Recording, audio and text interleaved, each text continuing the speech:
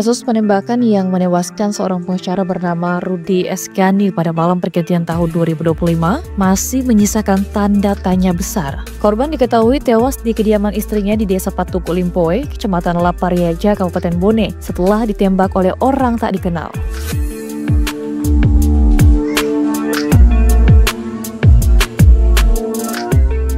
Mariam, istri almarhum, mengaku sangat terpukul atas kejadian tragis yang terjadi di depan matanya itu.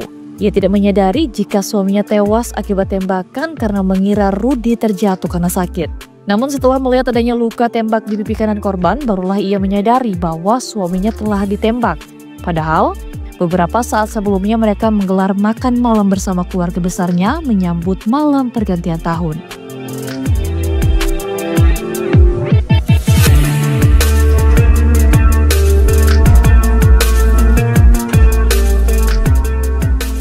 Kasih Humas Polres Bone bahkan membenarkan peristiwa penembakan itu.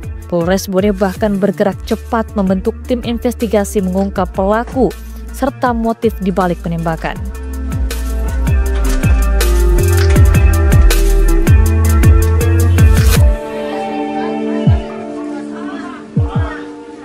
Sekitar kalau ada 20 ya sama anak-anak mungkin sekitar. Keluarga semua ya? Keluarga semua. Keluarga semua. Cucu, keponakan, saudara. Tapi posisi almarhum di mana pada saat itu?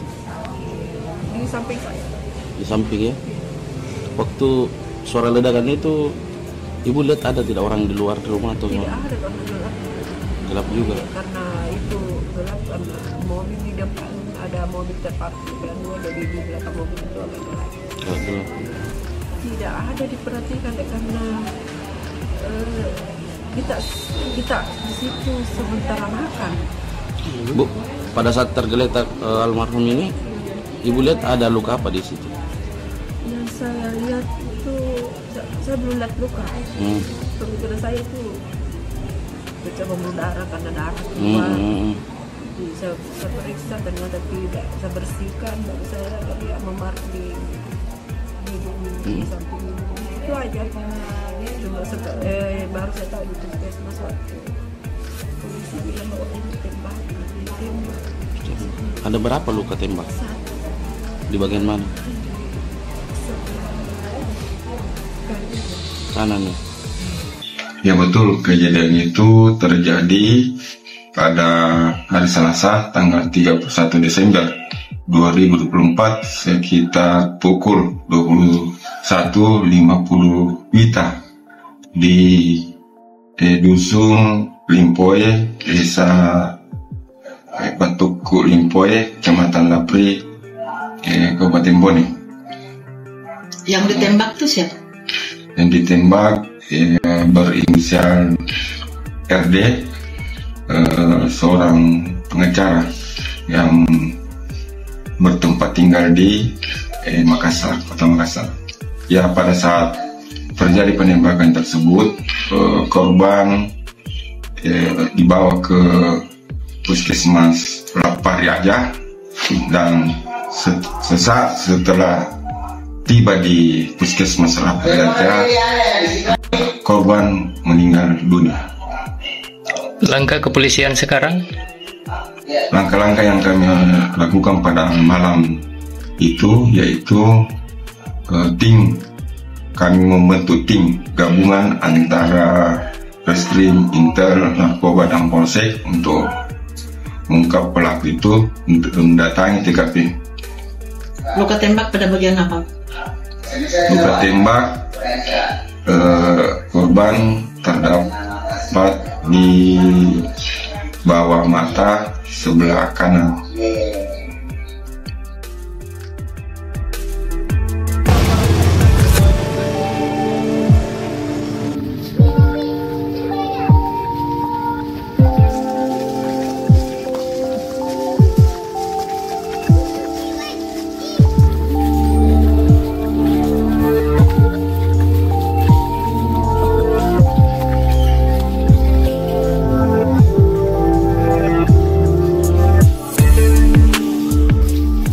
Usai disalatkan di rumah duka yang berada di Jalan Teguh Umar, Kecamatan Talo, Makassar pada Kamis 2 Januari 2025, Jenazah almarhum Rudi Esgani lalu dimakamkan di kampung Galung Boko, Desa Ka'bah, Kecamatan Minasatene, Kabupaten Pangkep. Rudi meninggal dalam usia 49 tahun.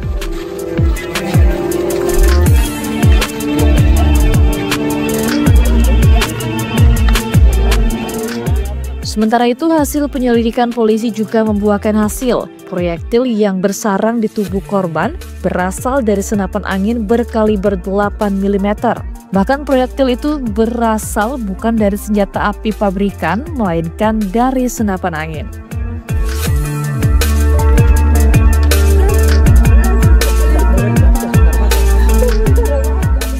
Meskipun telah memeriksa puluhan saksi termasuk istri korban serta menyita belasan senapan angin untuk mencocokkan proyektil tersebut, polisi masih belum menemukan titik terang.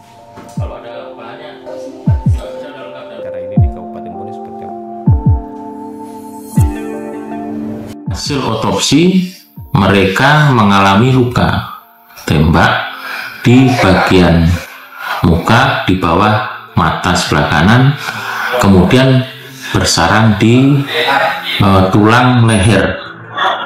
Nah, setelah diangkat benda itu, kemudian dibawa ke lapor, jadi uji lapor. Kemudian lapor menyatakan bahwa itu adalah proyektil senjata atau senapan angin. Jadi saya pertegas, itu adalah senapan angin, bukan senjata api. Kalibernya 8 mm.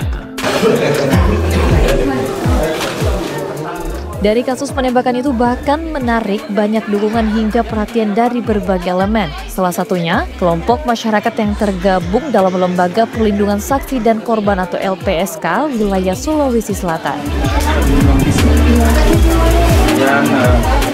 Mereka berencana mengajukan perlindungan fisik secara resmi untuk Mariam agar merasa lebih aman. Perlindungan terhadap keluarga korban sangat penting mengingat pelaku penembakan masih berkeliaran dan motif dibalik pembunuhan ini belum terungkap.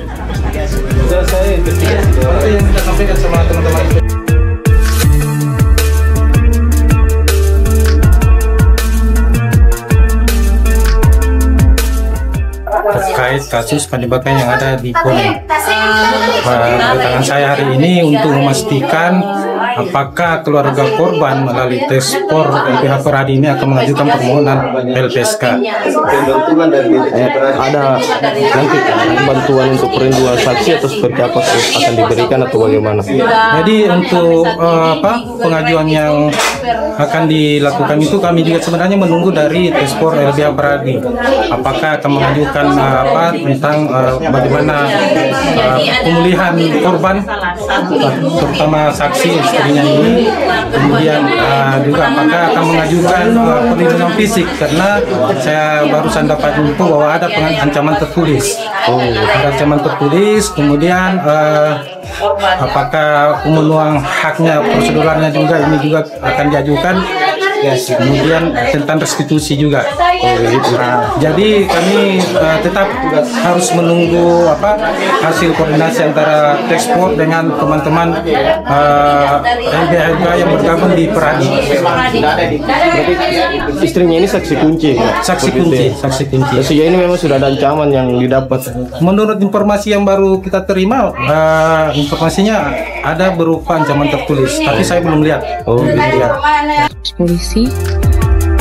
Disinilah keluarga itu berkumpul saat malam tahun baru. Ada sekitar 10 orang lebih yang duduk melingkar situ bernyanyi, kemudian makan, dan di sana itu ada bekas darah. 4 pekan pasca kejadian, pihak kepolisian belum mengeluarkan pernyataan resmi terkait perkembangan signifikan dalam kasus ini. Meski telah dilakukan berbagai langkah investigasi, namun polisi belum menetapkan tersangka yang berhasil diidentifikasi. Dari sini arah senapan angin itu dan dipasang garis polisi yang mengarah langsung ke sini.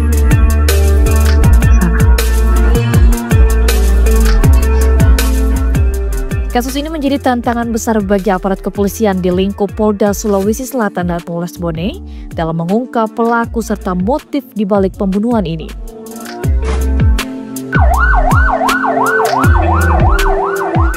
Sesuai dengan jargon presisi yang berarti prediktif, responsibilitas, dan transparansi berkeadilan, kepolisian diharapkan dapat memberikan kepastian hukum bagi keluarga korban dan masyarakat luas.